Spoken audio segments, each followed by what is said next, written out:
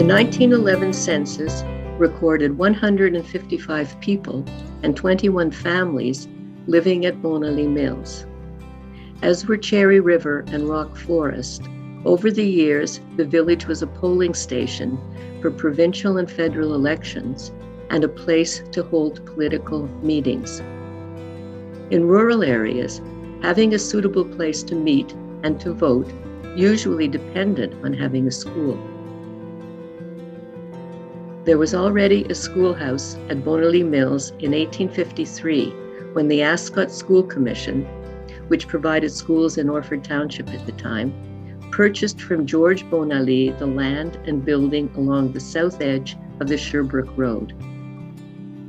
The School Commission of the Township of Stukely North later took it over, making the Orford School, as it was called, its most eastern schoolhouse. The school only closed in the mid-1950s.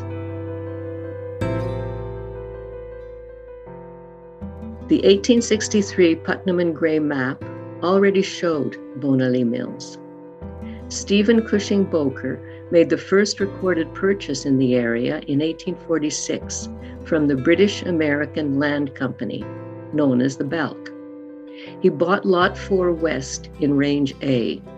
He operated his sawmill on the creek flowing out of Lake Stukely until he sold out in 1856 to George Bonaly. Meanwhile, on the other side of the road, in 1848, George Bonaly and his partner William Brooks, a businessman from Sherbrooke, purchased Lot 3 in Range B.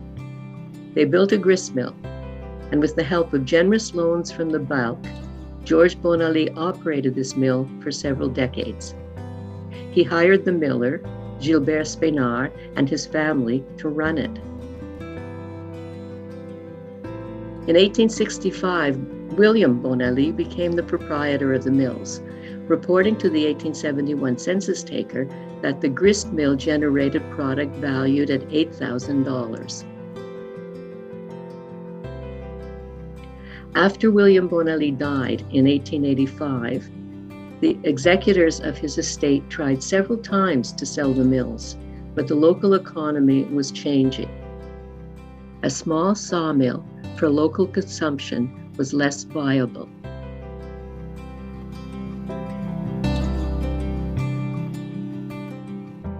Indeed, in 1894, the Orford Mountain Railway had opened a station in North Stukely, now Bon Secours, and then a line opened directly into the south of Lake Stukely.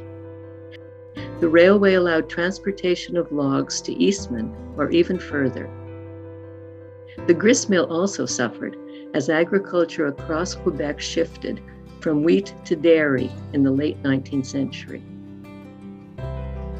Creameries and cheese factories multiplied, especially in the eastern townships. Melvina Goyette bought a cheese factory in 1903 on Lot 3 west of Range B in Bonaly Mills. She operated it with her husband, Jean-Baptiste Cadieux, and their family for many years. Meanwhile, Hormidas Boisset acquired significant sections of Bonaly Mills. He operated a major sawmill there until the mid-1950s, selling his lumber in his store in Montreal and as far as Saint-Donat in the Laurentians. In 1917, he sold lakeshore land to the Granby Fish and Game Club. The land was later occupied by the student village of Jouvence. Eventually, most of Bonaly Mills was absorbed into the enlarged Moorford National Park in the 1970s.